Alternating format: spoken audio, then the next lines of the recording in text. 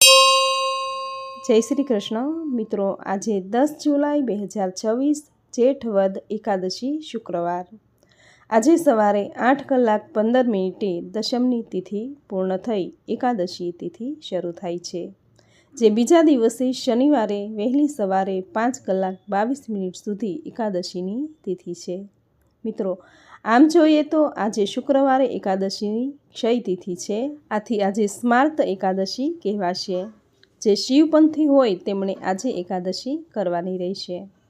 જ્યોતિષ પંચાગ અનુસાર આવતીકાલે શનિવારે વહેલી સવારે 5:22 સુધી એકાદશી છે, ત્યાર પછી દ્વાદશી તિથિ શરૂ થાય છે। આથી શનિવારે દ્વાદશી યુક્ત એકાદશી હોય। આ એકાદશી જે વૈષ્ણવ છે, નિત્ય ભગવાન શ્રી કૃષ્ણની પૂજા કરતા હોય, જેના ઘરે શ્રી બાલકૃષ્ણ પુષ્ટાવેલા હોય તો તેમણે એકાદશી શનિવારે કરવાની રહેશે। શનિવારે એકાદશીની સાથે અમૃત સિદ્ધિ યોગનો શુભ સંયોગ છે, તો આ શુભ સંયોગમાં કરેલ એકાદશીનું વ્રત જીવનમાં શુભતા મંગલતા લાવે છે। તથા જેમણે આજે શુક્રવારે સ્માર્ત એકાદશી કરવાની છે તો તેમણે આવતીકાલે શનિવારે વ્રતના પારણા કરવાના રહેશે। જેમણે દ્વાદશી યુક્ત એકાદશી કરવી છે તો તેમણે રવિવારે એકાદશી વ્રતના પારણા કરવાના રહેશે। તો મિત્રો, આ હતું એકાદશી ક્યારે કરવાની છે, ક્યારે વ્રતના પારણા કરવાના છે। હવે સાંભળશું યોગીની એકાદશી વ્રતની પૂજન વિધિ, તેનું મહાત્મ્ય, આ દિવસે કરવાના કાર્યો, ઉપાયો અને કથા। મિત્રો, જ્યેષ્ઠ માસની યોગીની એકાદશીનું વ્રત કરવાથી સર્વે સંકટ, કષ્ટ, બાધા મટે છે, બીમારીમાંથી મુક્તિ મળે છે। 88,000 બ્રાહ્મણોને ભોજન કરાવવાનું પુણ્ય પ્રાપ્ત થાય છે। આ એકાદશીનું વ્રત ઘણું જ પુણ્ય આપનારું છે। આ દિવસે વ્રત, પૂજા, ઉપવાસ, હરિકીર્તન કરવાથી ભુક્તિ અને મુક્તિ પ્રાપ્ત થાય છે। મિત્રો, એકાદશીની તિથિ એ ભગવાન શ્રીહરિને અત્યંત પ્રિય છે। આ દિવસે જે ભક્તો વ્રત, ઉપવાસ કરે છે, પ્રભુ ભજન કરે છે, કથા સાંભળે છે, તેના પર શ્રી નારાયણની કૃપા સદૈવ બની રહે છે। ગમે તેવા પાપીજન હોય, દુષ્ટ અપરાધી હોય, તેને પણ એકાદશીનું વ્રત, પૂજા, ઉપવાસ કે કથા સાંભળવા માત્રથી જ મુક્તિ મળે છે। તો પછી પુણ્યશાળી આત્માનું કલ્યાણ તો થાય જ છે, તેમાં કોઈ સંદેહ નથી। કહેવાય છે કે જે વ્યક્તિ વર્ષની દરેક એકાદશી કરે છે તેની દરેક મનોકામના પૂર્ણ થાય છે, પરિવારમાં સુખ શાંતિ રહે છે। એવી જ રીતે યોગીની એકાદશીનું વ્રત કરવાથી 88,000 બ્રાહ્મણોને ભોજન કરાવ્યાનું પુણ્યફળ પ્રાપ્ત થાય છે। દર મહિને 2 એકાદશી આવે છે, વર્ષની કુલ 24 એકાદશી। આ વર્ષે અધિક માસ છે, આથી આ વર્ષે 2 એકાદશી વધારે રહેશે। એમ કુલ મળીને 26 એકાદશી આવે છે। આ દરેક એકાદશીનું પોતાનું આગવું મહત્વ છે।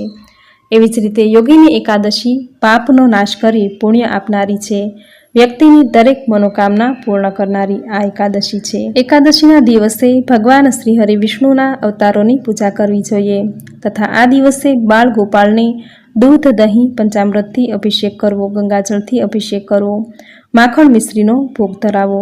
આ એકાદશી બુધવારે આવે છે, આથી ભગવાન શ્રી ગણેશની વિશેષ કૃપા આ એકાદશીના દિવસે બની રહેશે। તો મિત્રો, આ હતું યોગીની એકાદશીનું મહાત્મ્ય। હવે જાણીશું એકાદશીના દિવસે કરાતી પૂજન વિધિ। મિત્રો, એકાદશીના દિવસે પ્રાતઃકાળે વહેલા ઉઠવું। આ દિવસે ગંગા સ્નાન કે પવિત્ર નદી કે જળાશયમાં સ્નાન કરવાનું મહાત્મ્ય છે। જો ગંગા સ્નાન ન કરી શકાય તો ઘરે રહીને જ નહાવાના પાણીમાં ગંગાજળ ઉમેરી સ્નાન કરવાથી ગંગા સ્નાન કર્યા જેટલું જ પુણ્યફળ પ્રાપ્ત થાય છે। આમ સ્નાન કાર્યથી પરવારી પવિત્ર વસ્ત્રો ધારણ કરવા, ભગવાન સૂર્યનારાયણને જળનું અધર્ય આપવું, ઘરના ઉંબરાનું પૂજન કરવું, તુલસી ક્યારે જળ સેચવું, ભગવાન શ્રી હરિ વિષ્ણુની મૂર્તિ ને શુદ્ધ જળ, પંચામૃત, ગંગાજળથી સ્નાન કરાવવું। જો મૂર્તિ ન હોય તો ઘરમાં રહેલા વિષ્ણુના કોઈ પણ અવતાર, શ્રી કૃષ્ણ કે બાળ ગોપાળની મૂર્તિ કે ફોટાની પૂજા કરવી। પૂજામાં ધૂપ, દીપ, પીળા પુષ્પ, ચંદન, તુલસી, લવિંગથી પૂજા કરવી। દૂધ, દહીં, મિશ્રી, માખણ કે કોઈ પણ મીઠાઈ ધરાવવી, આરતી, સ્તુતિ કરવી। આ દિવસે શ્રીમદ ભાગવત ગીતા, લક્ષ્મી સ્તોત્ર, કનકધારા સ્તોત્ર આદિના પાઠ કરવા તથા ઓમ નમો ભગવતે વાસુદેવાય મંત્રનો જપ કરવો। રાત્રિ જાગરણ કરવું। જો રાત્રિ જાગરણ ન થઈ શકે તો રાત્રિના 12 વાગ્યા સુધી પ્રભુ કીર્તન કરવું।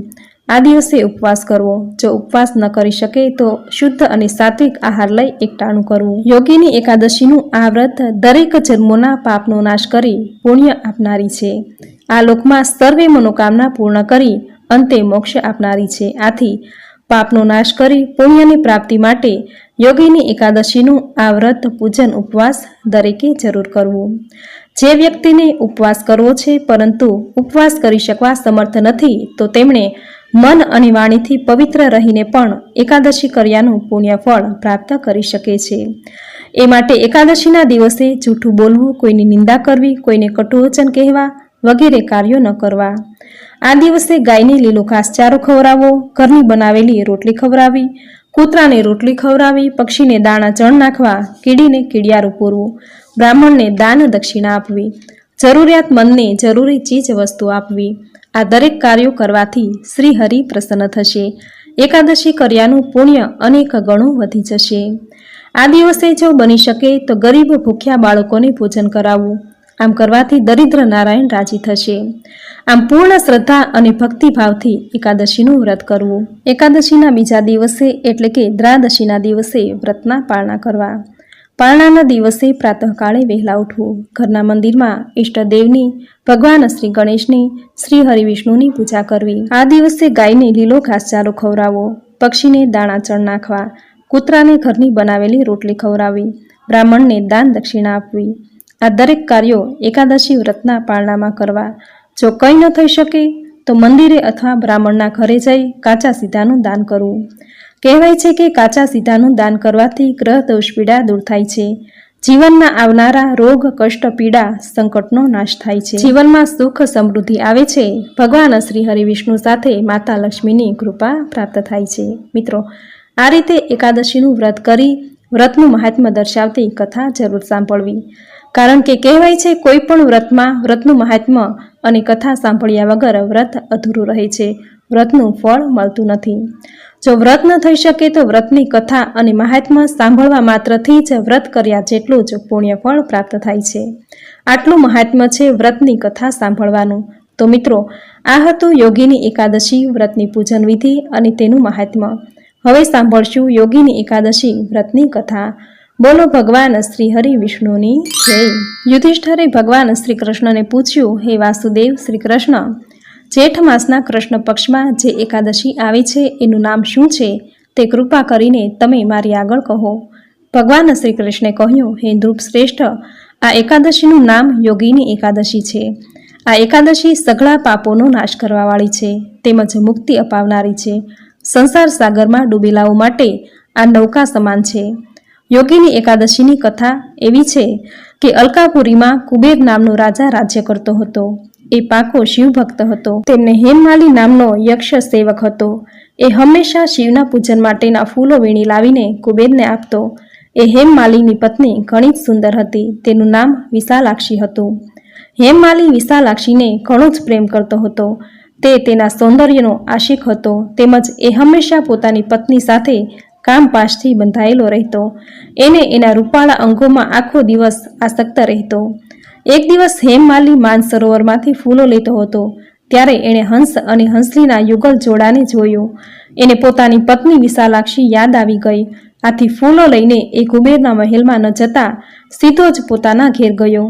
એણે વિચાર્યું હતું કે ઘેર જઈને થોડીક વાર પછી એ કુબેરને ફૂલો પહોંચાડી દેશે. પોતાના ઘેર જઈને એણે જોયેલા પેલા બે હંસ અને હંસલીના જોડાને લીધે એ એટલો બધો કામસ્થ થઈ ગયો કે એને સમયનું ભાન ન રહ્યું. એ પોતાની રૂપાળી પત્ની વિશાલાક્ષી સાથે મન ભરીને પ્રેમ કરવા લાગ્યો. આ બાજુ રાજા કુબેર ભગવાન શિવનું પૂજન કરી રહ્યો હતો. બપોર સુધી એણે ફૂલોની રાહ જોઈ પણ હેમમાલી ન આવતા તે ગુસ્સે થઈ ગયો અને સેવકોને કહ્યું, હે યક્ષો, પેલો ફૂલ લાવવાવાળો હેમમાલી હજી સુધી કેમ આવ્યો નથી? જાઓ તેની તપાસ કરો. યક્ષોએ તપાસ કરીને જણાવ્યું કે હે રાજન, એ તો એના ઘરે જ છે અને પોતાની અતિ સ્વરૂપમાન પત્ની સાથે આનંદ પ્રમોદ કરી રહ્યો છે. આ સાંભળીને કુબેર ક્રોધે ભરાયો અને એને પકડી લાવવાનો હુકમ કર્યો. એટલામાં હાફળો ફાફળો હેમમાલી ત્યાં આવ્યો. પૂજા માટેના ફૂલો પહોંચાડવામાં ઘણો જ વિલંબ થઈ ગયો છે એવું જાણી હેમમાલી ભયથી વ્યાકુળ થઈ રહ્યો હતો. હેમમાલીને જોતા જ કુબેરની આંખો ગુસ્સાથી લાલ થઈ ગઈ. શાપ આપતા એ બોલ્યો, કે હે પાપી, હે દુષ્ટ, હે દુરાચારી, તે ભગવાનની અવહેલના કરી છે, એથી તું કોઢિયો થઈ જા, તેમજ તારી પોતાની પત્નીથી પણ વિયોગી થા. એટલું જ નહીં પણ હે નીચ યક્ષ, અહીંથી જ આ ઘડીથી તું જ મારા શાપનો ભોગ બન અને અલગપુરીમાંથી અન્યત્ર ચાલ્યો જા. કુબેરના શાપથી એના આખા શરીરે કોઢ થઈ ગયો. એના આખા શરીરમાં પીડા થતી હતી, પરંતુ શિવ પૂજા માટે ફૂલો લાવી આપવાના પુણ્યના પ્રભાવથી તેની સ્મૃતિ નષ્ટ ન થઈ હતી. તે દુઃખથી પીડાતા પીડાતા પોતાના પૂર્વ કર્મનું યાદ કરતા કરતા આમ તેમ ફરતા ફરતા છેવટે એ મેરુ પર્વત પર આવી પહોંચ્યો.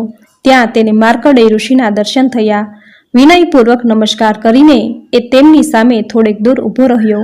માર્કંડેય ઋષિએ પૂછ્યું કે તું કોણ છે ભાઈ? અહીં ક્યાંથી આવ્યો છે? તને આ કોઢનો રોગ કેવી રીતે થયો? કયા કારણે તું ચિંતાતુર છે? હેમમાલીએ કહ્યું, હે મહારાજ, અલકાપુરી નગરીનો રાજા કુબેરનો હું સેવક છું. મારું નામ હેમમાલી છે. હું દરરોજ સરોવરમાંથી ફૂલો લાવીને શિવ પૂજાને માટે કુબેરને આપતો હતો. એક દિવસ મારી પત્ની સાથે સહવાસના સુખમાં મને સમયનું ભાન ન રહ્યું અને ફૂલો પહોંચાડવામાં વિલંબ થયો.